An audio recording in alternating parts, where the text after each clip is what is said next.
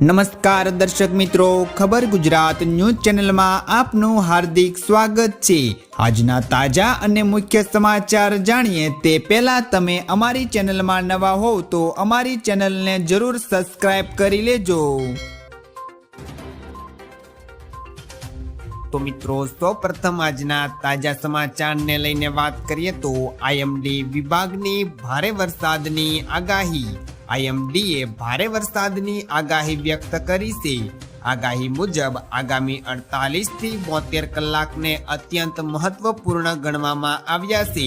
IMD મુજબ દક્ષિણ પશ્ચિમ ચોમાસુ ગુજરાત, મધ્યપ્રદેશ, છત્તીસગઢ, ઝારખંડ, બિહાર તેમજ ઉત્તર પ્રદેશના ઘણા ખરા ભાગોમાં ઝડપથી આગળ વધી શકે છે।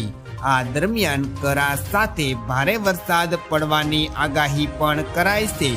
ઉપરાંત ઉત્તરાખંડ, હિમાચલ પ્રદેશ, જમ્મુ કાશ્મીર અને પૂર્વોત્તર ભારત અને દક્ષિણ ભારતના ઘણા ખરા રાજ્યોની અંદર ભારે વરસાદ પડે તેવી સંભાવના વ્યક્ત કરવામાં આવી છે।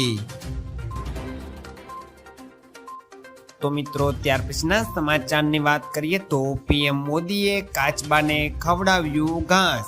પ્રધાનમંત્રી નરેન્દ્ર મોદી 3 દિવસની સત્તાવાર મુલાકાતે સેશેલ્સ પહોંચ્યા હતા, જ્યાં રાષ્ટ્રપતિ પેટ્રિક હર્મી અને તેમના ઉચ્ચસ્તરીય પ્રતિમંડળે તેમનું ઉષ્માભર્યું સ્વાગત કર્યું હતું। આ સાથે તેમને ગાર્ડ ઓફ ઓનર અર્પણ પણ કર્યું હતું। પ્રવાસ દરમિયાન પીએમ મોદીએ સેશેલ્સના નેશનલ બોટનિક ગાર્ડનની મુલાકાત પણ લીધી અને વિશ્વના સૌથી વૃદ્ધ એવા જીવંત કાચબા જોનાથને ઘાસ ખવડાવ્યું હતું। તો મિત્રો, ત્યાર પછીના સમાચારની વાત કરીએ તો વેલકમ ટુ ધ જંગલ પહેલા દિવસે જ ધમાકેદાર કમાણી। અક્ષય કુમાર સ્ટાર ફિલ્મ એવા welcome to the jungle box office પર પહેલા જ દિવસે જબરદસ્ત ઓપનિંગ મેળવી છે। સેનિલિક્સ રિપોર્ટ અનુસાર આ મલ્ટી સ્ટાર કોમેડી ફિલ્મે તેના પ્રથમ દિવસે જ ₹15 કરોડનું શાનદાર બિઝનેસ કર્યું છે। આ ઉપરાંત પેડ રિવ્યુમાં કમાયેલા 3.75 કરોડ ઉમરતા ફિલ્મનું ભારતમાં કુલ નેટ કલેક્શન 18.75 કરોડ પર પહોંચી ગયું છે। વીકેન્ડમાં બમણી કમાણી હજી વધવાની આશા છે। તો મિત્રો, ત્યાર પછીના સમાચારની વાત કરીએ તો શેર બજારમાં ઘટાડાના એંધાણ। આજે શનિવાર હોવાને કારણે ભારતીય શેર બજાર બંધ રહ્યું હતું, પરંતુ વૈશ્વિક બજારોની મંદીને લીધે આજે બજારની અંદર ઘટાડા સાથે ખુલે તેવી શક્યતા છે।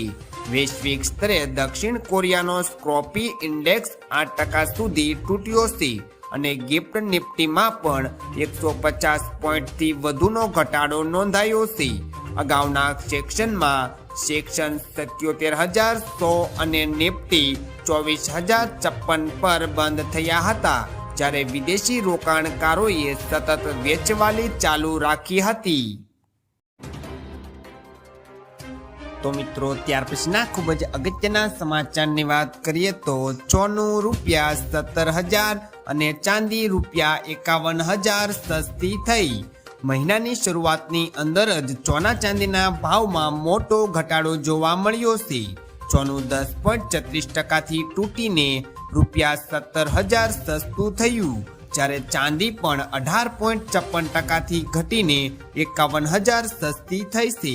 ઈરાન અમેરિકા યુદ્ધ સમાપ્ત થયા બાદ પણ ભાવમાં વધારો થયો નથી, જેનું કારણ યુએસ ફેડરલ રિઝર્વ દ્વારા વ્યાજદર વધારવાના સંકેત છે।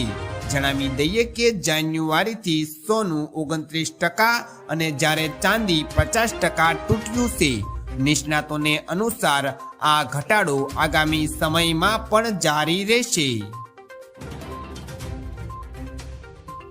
તો મિત્રો, આ હતા આજના સૌથી અગત્યના મુખ્ય સમાચાર। આવા અગત્યના અને મુખ્ય સમાચાર જાણવા માટે તમે અમારી ચેનલમાં બન્યા રહો। આભાર।